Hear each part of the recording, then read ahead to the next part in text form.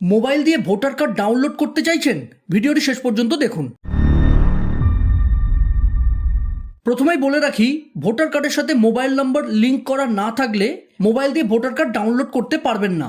আপনার ভোটার কার্ডের সাথে মোবাইল নম্বর লিঙ্ক করা আছে কিনা এবং লিঙ্ক করা না থাকলে কিভাবে লিঙ্ক করবেন ডিটেলস জানতে আই বাটন ও ডেসক্রিপশনে দেওয়া ভিডিও দেখুন। যদি মোবাইল নম্বর লিঙ্ক করা থাকে তাহলে ইন্টারনেট অন করে যে কোনো ব্রাউজার যেমন গুগল ক্রোম ওপেন করে ভোটার্স লিখে সার্চ করবেন। এরপর ভোটার্সে ট্যাপ করে এই পেজে চলে আসবেন।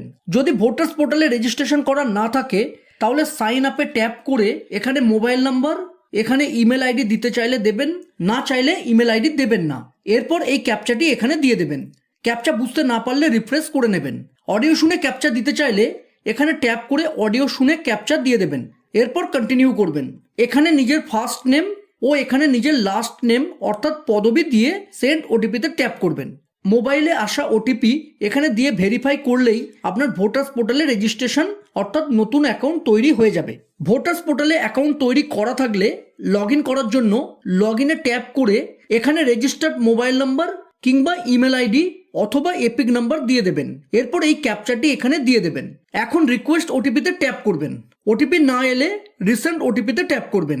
মোবাইলে আসা ওটিপি এখানে দিয়ে ভেরিফাই অ্যান্ড লগ ইনে ট্যাপ করে ভোটার্স পোর্টালে লগ ইন করে নেবেন।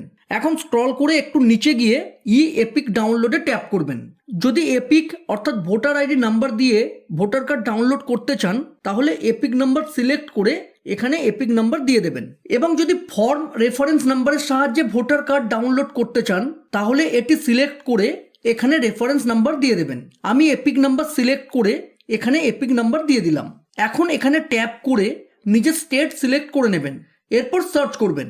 নিচে আপনার ডিটেলস চলে আসবে। এখানে যে মোবাইল নাম্বারটি দেখছেন এটি ভোটার কার্ডের সাথে লিঙ্ক হয়ে আছে।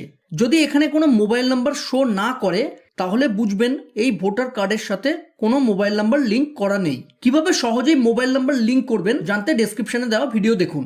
এরপর একটু নিচে গিয়ে সেন্ড ওটিপিতে ট্যাপ করবেন। মোবাইলে আসা ওটিপি এখানে দিয়ে ভেরিফাই করবেন। এখন ডাউনলোড ই এপিকে ট্যাপ করলেই ভোটার কার্ড ডাউনলোড হয়ে যাবে। ডাউনলোড করা ই এপিকে ট্যাপ করে নিজের ভোটার কার্ড দেখতে পারবেন।